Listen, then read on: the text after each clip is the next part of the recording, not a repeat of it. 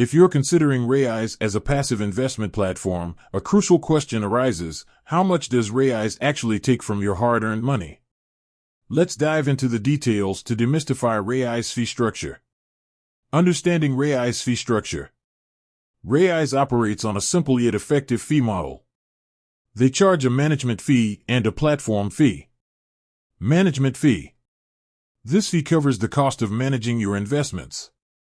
It's a percentage of your total investment balance. Currently, the management fee is 0.28% per annum. Platform fee. This fee covers the operational costs of running the Raiz platform. It's a flat monthly fee, regardless of your investment balance. The platform fee varies depending on your account type. Breaking down the costs. To give you a clearer picture, let's consider a hypothetical scenario. Imagine you have a $10,000 investment in a Raiz account. Annual management fee. 0.28% of $10,000 equals $28 per year. Monthly platform fee. This depends on your account type. For example, the basic account might charge $2.95 per month. Total annual cost. $28, annual management fee, plus $2.95 per month * 12 months equals $61.40 per year.